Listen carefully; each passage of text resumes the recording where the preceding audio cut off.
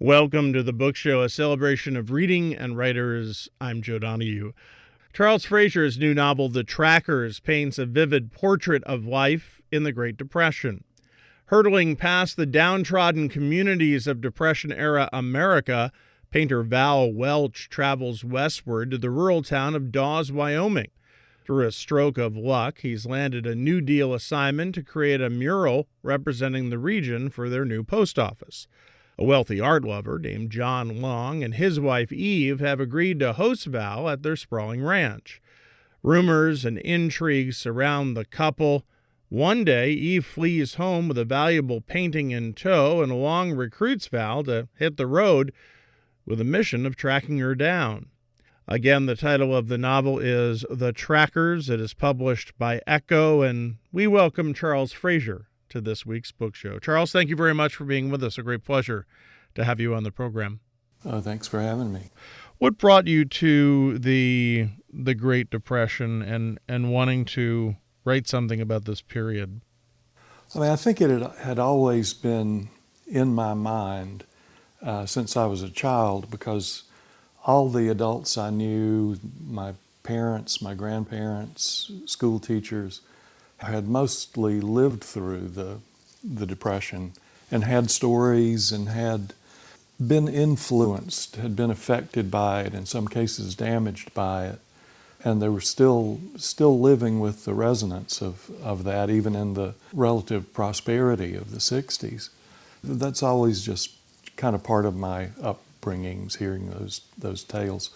But the immediate thing that kicked this book off was seeing 10 years ago a photograph taken in a small town post office of a mural in progress, and two what I took to be young painters up on some scaffolding working on a painting that had a Western subject matter in it, and then two kind of prosperous looking people, a man and a woman, standing on the floor looking up at what they were doing. And I couldn't get rid of that image. It hung around for years and years. I did another book, but I just kept coming back to who are those people, why are they together, what could be the story there. The story, of course, is set in 1937. It is deep into the Great Depression, and Val Welch has really been handed this project from the WPA, which a government commission to paint a mural on the wall of the post office, as I mentioned in the introduction. And that is a gift. That is not an easy job to come by at that time. Yeah, he's got a connection. One of the guys that's administering that program in Washington was his art teacher in the past, and kind of gives him a break and says, don't mess this up. So he goes out there knowing that he needs to be careful. So you say that he was told to be careful. Well, where did that warning come from? What were the concerns of that time for artists like Val who were headed out into the world? Well, one of the issues that he's being warned about is sneaking in political content around the edges and in the margins, and subtly getting the artist's political opinions into this painting. For example, the murals at Coit Tower in San Francisco have a good bit of that. A character will be standing on the street, and there will be like a newspaper stand, and it would be from a real left-wing newspaper and have a headline, and then people would complain. Some people would complain. They were very aware that these public projects, whether it was the public art programs or the things that the WPA Writers Project did, those really great state-by-state travel guides, right. That all of those needed to be done with a recognition that the taxpayers are paying for it, and so he's warning Val about that. And then I guess there's a little, because this benefactor of his has known Long since they were young men, he's maybe giving Val a little heads up to be careful dealing with this art lover, collector, benefactor that he's going to be staying with. In the photo, as you mentioned, two painters are standing on this makeshift scaffolding in front of this mural that has just been started. And then there is an older man and a younger woman that are gazing up at the wall. And you wanted to know who they were. And in this case, as you just mentioned, they're the benefactors. What do we know historically about those benefactors and how they came to these projects and ultimately what they wanted to achieve from them? Well, Long is from a wealthy, privileged Northeastern family that he's never gotten along with. And he decides to cut his ties with the remainder of the family by taking as his part of the family wealth this huge ranch in Wyoming that nobody else wants, but he wants it. So he's learning to live in the West, learning what ranching is like, but he's also interested in politics and spends a lot of time in the state capitol in Cheyenne, kind of getting involved in politics, making friends, that sort of thing, with the idea of someday getting a position that that his family would have to acknowledge was more than any of them have ever done. His wife, who has been the most affected by the Depression, was a teenage homeless person out traveling all over the country looking for whatever kind of job she could get, like so many kids did. I mean, there were apparently hundreds of thousands of teenagers out riding the rails and traveling from job to job during the worst of the Depression. So she's one of those. She's also lucked her way into a job singing in a country western, like western swing dance band. So she spent part of the Depression being in a kind of low-end show business. Charles Frazier is our guest. The name of the new novel is The Trackers. It is published by Echo. At what point did you know that Val was going to not just stay in that post office in Wyoming, but would start traveling a very large country during the Great Depression? I had the notion that I wanted Val to have to hunt for a missing person, and it turned out to be Long's wife Eve.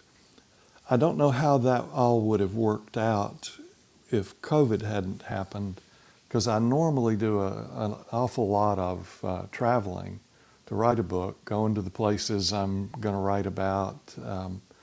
So I had this big long trip planned for 2020, and obviously that wasn't going to happen. I kept holding out hope and thinking if I wait long enough, but at some point I had to really get to work. And so I thought about places that I knew and that I could write about by recovering memories of those places rather than going there and doing location scouting, essentially.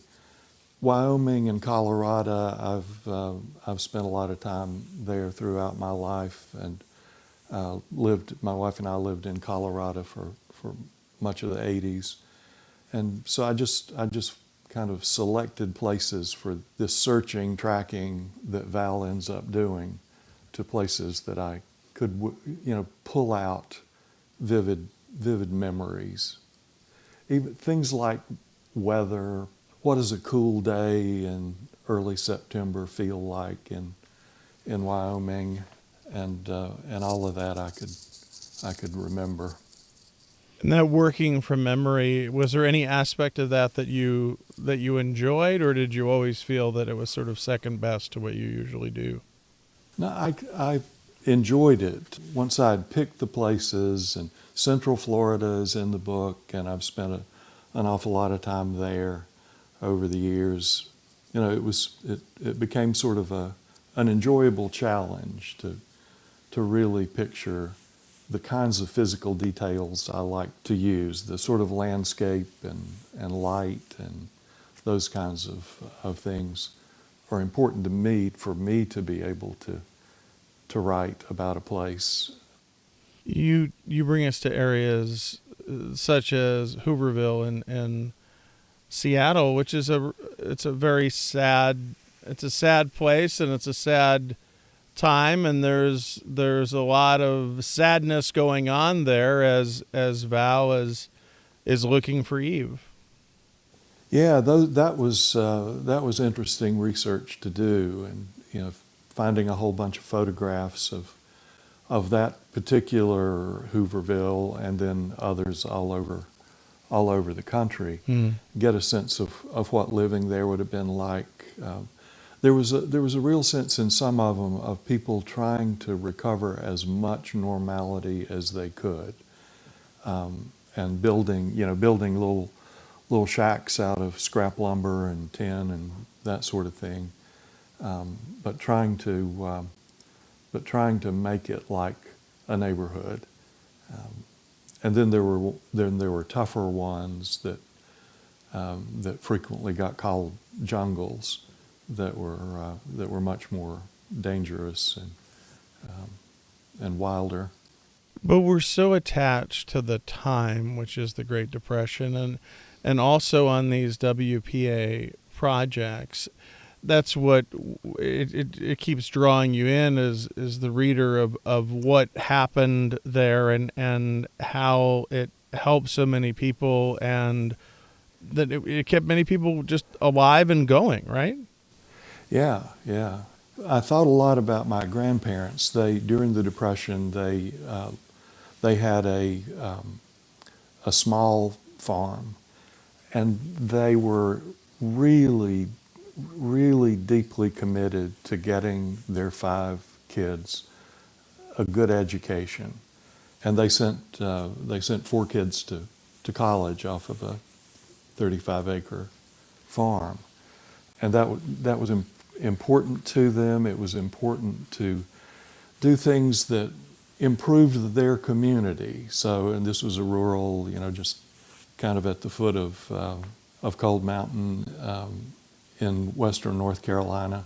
And they helped establish a small lending library for the community. They were involved in a farmers cooperative that allowed individual farmers to buy equipment and seed and that kind of stuff at better prices. And I was always struck when they talked about the Depression, about the sense of hope that they had during that really tough time. There was an optimism, which is hard to believe, but yes, there was an optimism as part of that terrible time. Yeah. And I assume that's something that very much sticks with you. Yeah, it certainly has with me, to think about the effort they put into not just improving their own individual situation, but in seeing the kind of improvement in the lives of the people around them in little ways, like a lending library, like musical performances at the little church that my great grandfather had built shortly after the Civil War. Talk a little bit of how Val has trouble learning that necessity of hope, and that even while this is going on and there is optimism, there's anger, and there's concern over what's happening in Washington and what's happening in the rest of the country, including the American West. Yeah, Val has to struggle not to just be totally absorbed by anger and depression and pessimism.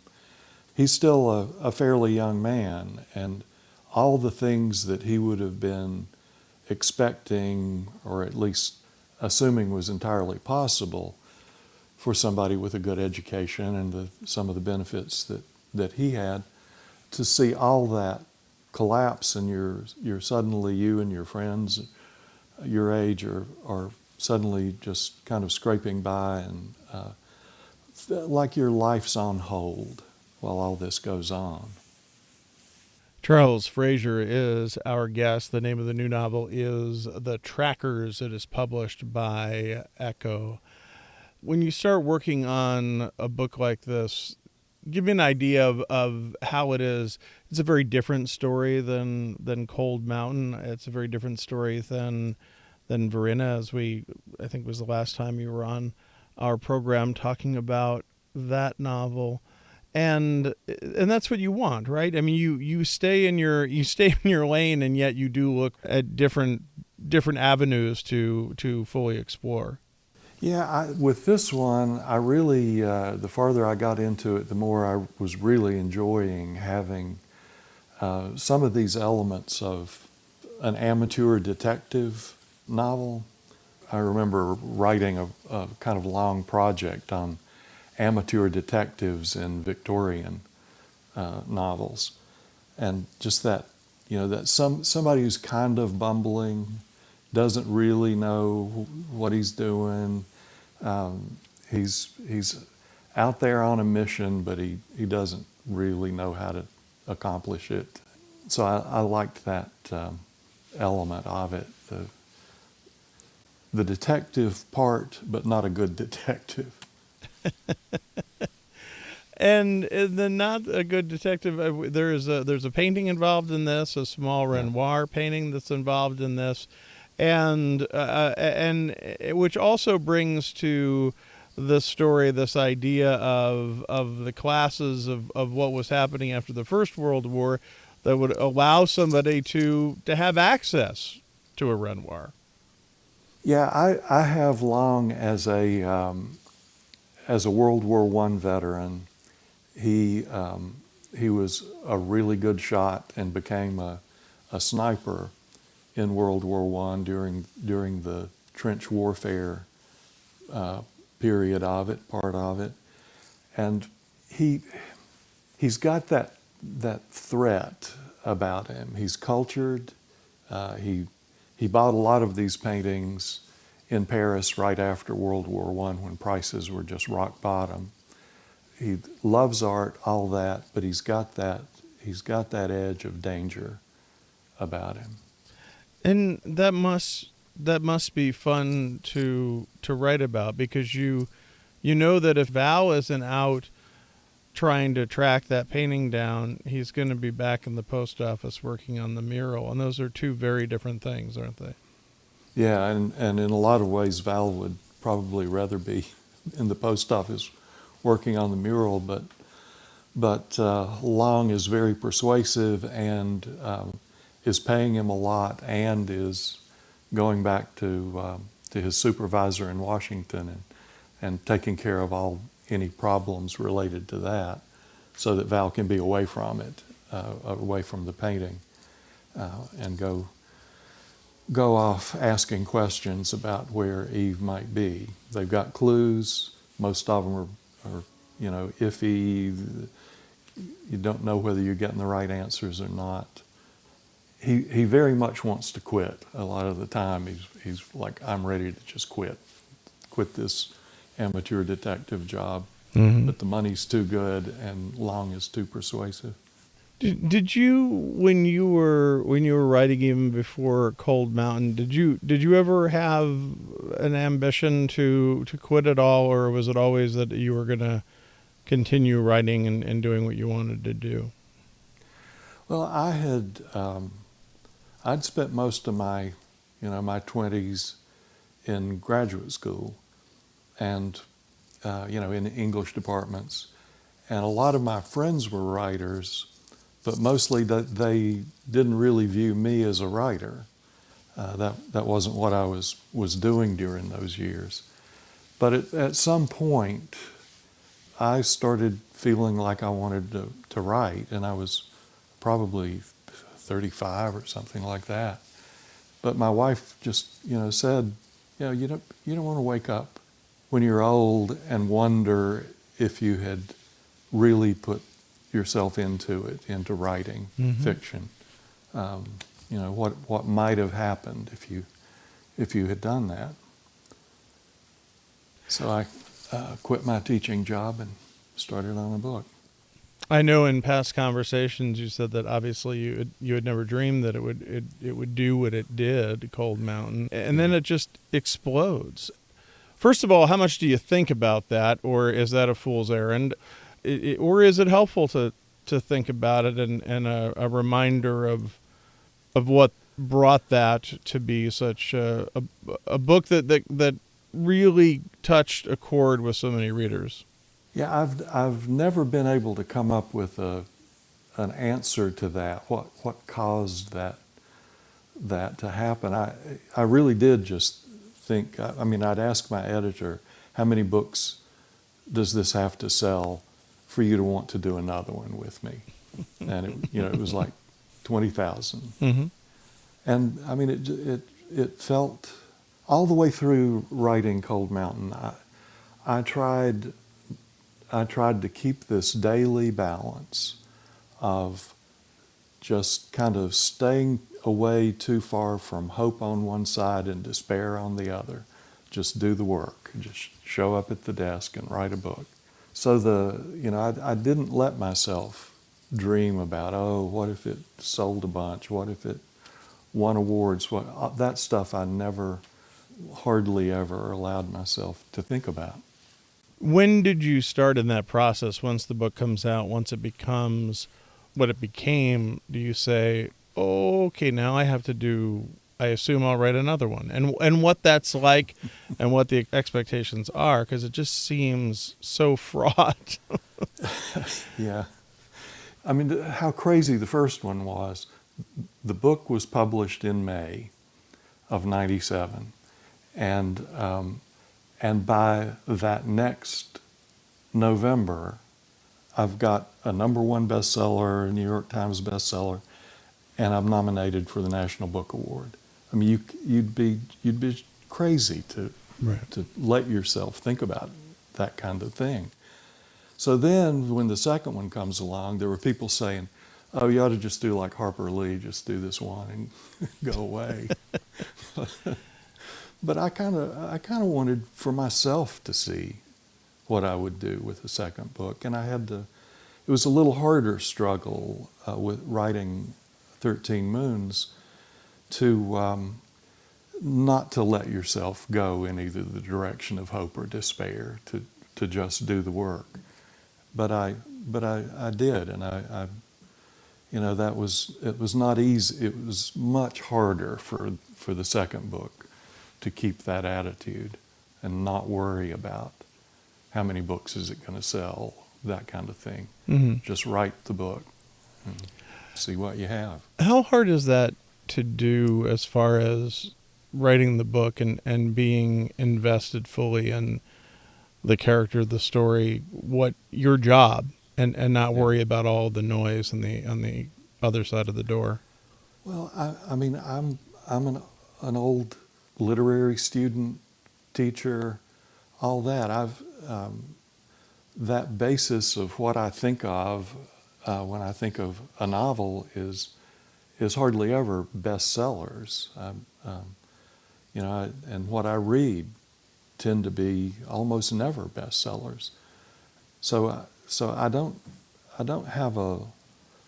spend a lot of time thinking about those elements of writing a book. The part that's out of your control. I mean, sometimes when I do a writer's conference or something like that, one of the questions that I always get is somebody saying, "How do I get an agent? How do I deal with, editors? And I just say you're thinking in the wrong direction because you have no control over that other than the book you write. Put your thinking and your effort into writing your book. The other part is something that is beyond your control. So sit every day and write."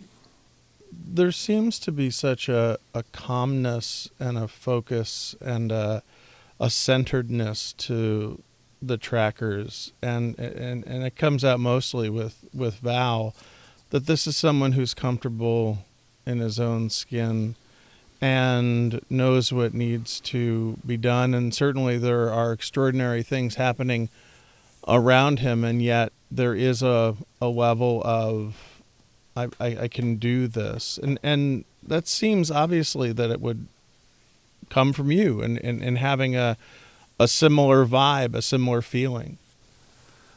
Oh, and it's hard to keep yourself out of characters, but maybe he's got some elements of me. He's struggling for some of those same things of trying to find some kind of balance in a very unbalanced time. And he's completely not immune to the attraction of Eve. I really wanted, as I was writing this book, I wanted Val to be the storyteller, the person that's piecing all this together, but the motivation for everything, the main character, is Eve. That all the men characters are trying to understand and never will, and who is trying to find her own way in life after a very hard time. The men talk at some point about who's been the most damaged by the Depression, and there's not even an issue there. She's the most damaged, but they want to see themselves as being pretty damaged as well, when it's nothing in comparison to what she's survived. Well, the novel is beautiful. It is The Trackers. It is out from Echo. Charles Frazier, a great pleasure to have you on the program. Thank you so much for being with us and for sharing with us this morning. Oh, thank you. Again, Charles Frazier's new novel is The Trackers. It is published by Echo. Thanks to our producer, Sarah LeDuc. Our executive producer is Dr. Alan Chartok. The latest on National Productions programs is available via the Airwaves newsletter at WAMC.org and on social media at WAMC Radio. Bookmark us for